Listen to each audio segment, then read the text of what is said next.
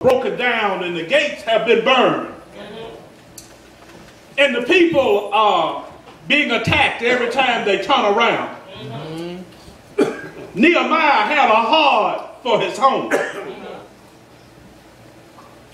So Nehemiah said, I know what I'm going to do. He prayed and asked God to give him strength as he went before the king. And one day he went into the king to serve his drink. And the king realized that Nehemiah's countenance was saddened. And the king asked him, are you sick? Is something wrong with you? You've never come before me before in such a manner. And Nehemiah told him what was going on in his life. He said, I have a yearning to go back to Jerusalem and to rebuild the wall. He said, if you will bid me to let me go back and rebuild the wall, I want to go. And the king said, yes, you can go.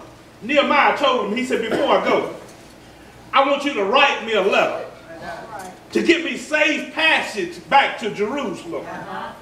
He said, I want you to also write a letter to the keeper of the royal forest, so I may go and get timber to rebuild the gates in Jerusalem. Nehemiah had a plan. When he got back to Jerusalem, he didn't tell anybody what he was getting ready to do. But one night he got a few people to go with him.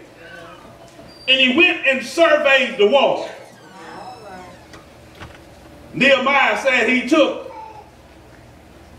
his own donkey to ride on. And he went so far that there was so much rubble that he couldn't continue. So he decided to go up to another place and survey the wall. And Nehemiah came back with a plan. The plan was everybody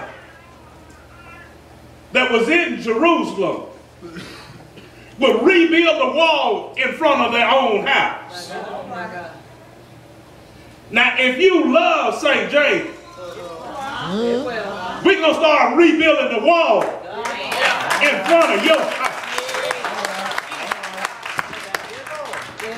See, they were able to accomplish this in a record 52 days.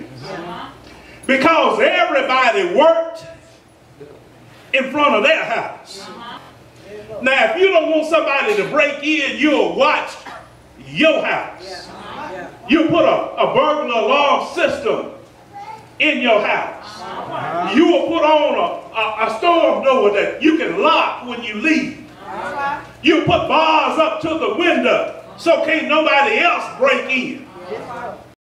But I want you to understand, they didn't have all of that, so the wall was down in front of their house. So all they had to do to secure themselves was to rebuild the wall.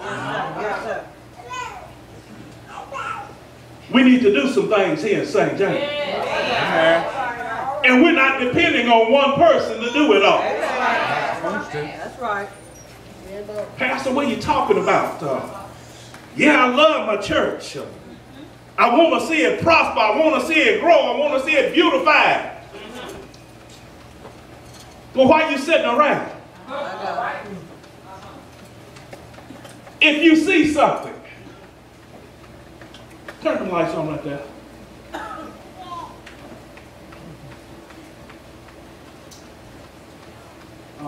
Okay, we'll just use right here. If you're tired of looking up here and seeing these two bulbs out over the pulpit, why don't you come in one day and change them?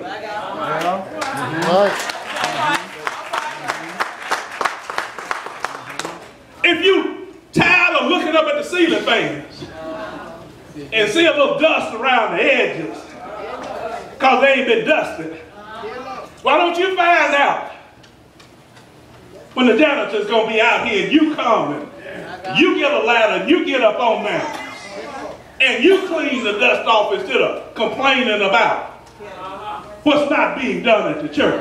If you say you love your church, Come on now.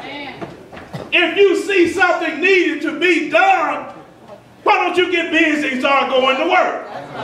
Instead of complaining about what somebody else ain't doing.